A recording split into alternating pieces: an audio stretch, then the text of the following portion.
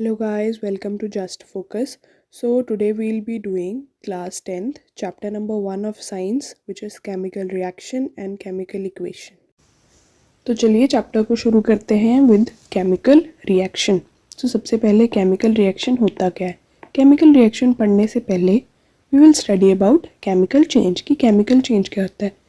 आपने अपनी class 9th में पढ़ा होगा कि केमिकल चेंज क्या होता है और फिज़िकल चेंज क्या होता है। तो दोनों में बेसिक डिफरेंस ये था कि फिज़िकल चेंज में कोई नई सब्सटेंस फॉर्म नहीं हो रही, बस स्टेट में चेंज आ रहा है। लेकिन केमिकल चेंज में क्या होता था, a new substance was formed. ठीक है, इसको यहाँ पे लाने का बस एक ही मतलब है कि जो केमिकल चेंज है ना, वो केमिकल रिएक्शन की वजह से होता है। अब सबको पता होगा केमिकल चेंज क्या होता है। तो इसलिए जब एक केमिकल रिएक्शन होता है उसके बाद एक केमिकल चेंज हो जाता है। जैसे कि हमारे पास है हाइड्रोजन, हाइड्रोजन कन्वर्ट हो गया वाटर में, this is a chemical change, new substance form हो गई, ये केमिकल चेंज है। लेकिन वो वाटर में क्यों कन्वर्ट हुआ, क्योंकि उसके साथ ऑक्सीजन ने रिएक्ट किया। ठीक है, सो this is a chemical reaction. Chemical change क्या हुआ कि हाइड्रोजन वाटर में चेंज हो गया, ये हो गया केमिकल चेंज। लेकिन हाइड्रोजन वाटर में क्यों चेंज हुआ, क्योंकि उसके साथ ऑक्सीजन ने रिएक्ट किया। तो यहाँ पे क्या हुआ, oxygen and hydrogen reacted to form water. Oxygen और हाइड्रोजन रिएक्ट हुए और उन्होंने वाटर फॉर्म किया। So this is the difference between chemical reaction and chemical change. Chemical change हो गया कि हाइड्रोजन वाटर में कन्वर्ट हो गया, लेकिन वो वाटर में क्यों कन्वर्ट हुआ, क्योंकि उसमें रिएक्शन हुई है which is hydrogen reacted with oxygen. So now let us study the definition which is कि chemical reaction is a process by which two or more substances react with each other to form a new oxygen reacts with oxygen to form water, carbon reacts with oxygen to form carbon dioxide। अब यहाँ पे फिर से carbon change to carbon dioxide, this is a change. ठीक है, लेकिन ये change कैसे हुआ और क्यों हुआ, क्योंकि कार्बन ने ऑक्सीजन के साथ रिएक्ट कर दिया, इसलिए वो कार्बन डाइऑक्साइड फॉर्म हो गई। सो this is a reaction. A reaction is a process by which two or more substances react with each other to form a new substance। भाई दो या दो से ज़्यादा सब्सटेंसेस रिएक्ट करेंगी ताकि एक नई सब्सटेंस फॉर्म हो जाए। अब हमें पता कैसे चलेगा कि केमिकल जो रिएक्शन है वो हो रहा है। So there are some observations which help us to determine that a chemical reaction is taking place और not. Suppose we are talking about hydrogen only. So hydrogen में क्या होता था कि hydrogen is a gas, oxygen is also a gas, लेकिन जो water form होता है it is a liquid, it can be gaseous and even solid in form of ice and water vapours, लेकिन हम वाटर को एज अ लिक्विड मान के चल रहे हैं। ठीक है, तो यहाँ पे ये भी गैस था, ये भी गैस था, ये बन गया liquid. So this is a change in state.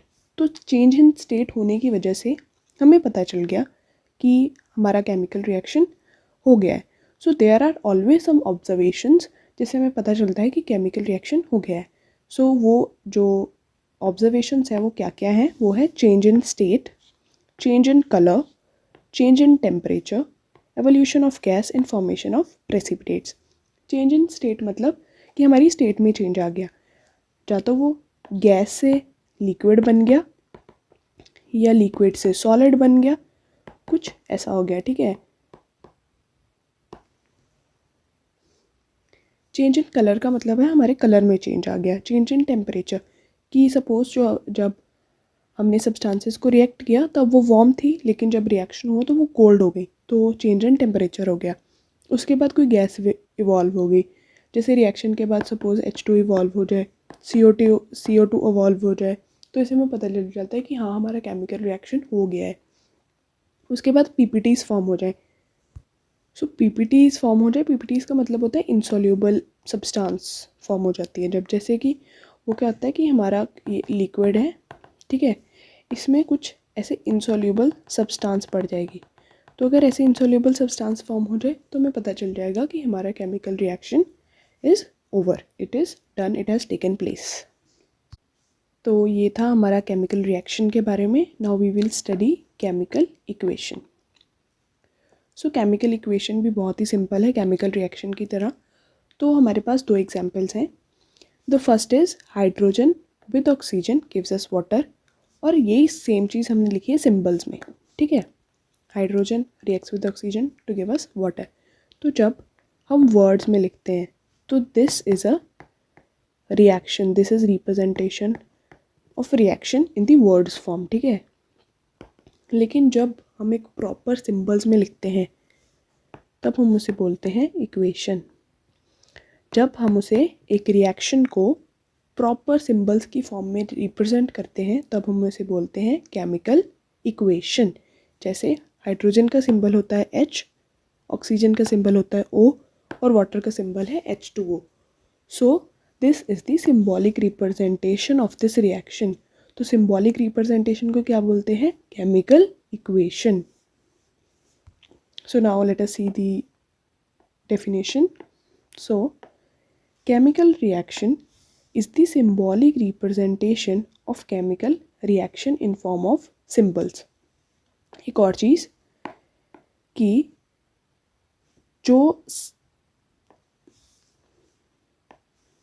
जो भी सब्सटेंस हम इस साइड पे लिखते हैं लेफ्ट हैंड साइड पे, it is known as reactants, and whatever we write here on right hand side it is known as products. Okay, so यही वहाँ पे लिखा हुआ है कि the substance the left hand side of the equation represent reactants and the right hand side of the equation represent products, reactants and products. So moving further, so अब सबने पढ़ा होगा लॉ ऑफ कंजर्वेशन ऑफ मास. ठीक है, law of conservation of मास क्या है कि mass can neither be created nor be destroyed. ना तो हम मास को क्रिएट कर सकते हैं ना ही हम मास को डिस्ट्रॉय कर सकते हैं. तो जैसे कि मैं ऊपर इक्वेशन लिख रही थी, H2 + O2 gives us H2O. तो यहाँ पे आपने देखा कि हाइड्रोजन 2 है, ऑक्सीजन 2 है, लेकिन रिएक्ट होने के बाद हाइड्रोजन तो 2 है लेकिन ऑक्सीजन जो है वो ओनली 1 है. तो एक ऑक्सीजन कहाँ गया? हमने तो पढ़ा है कि यूनिवर्सल लॉ है कि मास ना ही क्रिएट हो सकता है ना ही मास डिस्ट्रॉय हो सकता है. तो फिर ये एक हाइड्रोजन कहाँ गया? ये हाइड्रोजन कहीं नहीं गया. The thing is the reaction is unbalanced. हमें कोई भी रिएक्शन है उसको हमेशा बैलेंस करना पड़ता है in order to satisfy law of conservation of mass. Law of conservation of mass ये बोलती है कि mass can neither be created nor be destroyed. तो इसलिए जितना मास, जितने unit of substances reactant side पे होंगे उतने unit of substances product side पे होंगे, क्योंकि ना ही मास क्रिएट हो सकता है ना ही मास डिस्ट्रॉय हो सकता है. इसलिए we need to balance a chemical equation. So now we'll study that how we can balance a chemical equation. तो चलिए पहले सबसे पहले इसी को बैलेंस करते हैं. तो जैसे यहाँ पे है हाइड्रोजन 2, ऑक्सीजन भी 2 है. यहाँ पे हाइड्रोजन 2 है लेकिन ऑक्सीजन 1 है. तो अगर हमें यहाँ पे हाइड्रोजन 2 बनाने हैं तो यहाँ पे हम 2 को करेंगे मल्टीप्लाई. तो इससे क्या हुआ कि यहाँ पे ऑक्सीजन तो बन गए 2, ठीक है, लेकिन हाइड्रोजन का क्या हुआ? 2 × 2 हाइड्रोजन बिकेम 4. अब ऑक्सीजन तो बैलेंस्ड है लेकिन हाइड्रोजन बैलेंस्ड नहीं है. तो अब हमें हाइड्रोजन बैलेंस करना पड़ेगा. तो अगर हम 2 यहाँ पे ऐड करते हैं, ठीक है, जब प्लस होगा ना, जब बीच में प्लस होगा तो ओनली इसके साथ ही होगा. जैसे आपने x a + b होता है तब xa + xb होता है, लेकिन अगर x के साथ a जा रहा है तो b के साथ थोड़ी x जाएगा. तो दिस इज़ द मैथ्स कि यहाँ पे 2 ओनली इसके साथ जाएगा, पूरे के साथ नहीं जाएगा. यहाँ पे ये पूरा एक टर्म है, ये पूरा एक सब्सटेंस है, इसलिए यहाँ पे ये पूरे के साथ 2 जाएगा. तो यहाँ पे अगर हम 2 को यहाँ पे मल्टीप्लाई करें इट विल बिकम 4, लेकिन ऑक्सीजन तो 2 ही रहेंगे क्योंकि हमने ऑक्सीजन को छिड़ा नहीं है. तो यहाँ पे ये इक्वेशन हो गई है बैलेंस्ड. तो the balanced equation is 2H2O + O2 gives us 2H2O. क्या है balanced equation? 2H2 plus O2 gives us 2H2O. Now let us see definition. So balanced chemical equation. A chemical equation is always balanced in order to satisfy law of conservation of mass. A balanced chemical equation means number of atoms involved in the reactant side is equal to the number of atoms formed in the product side.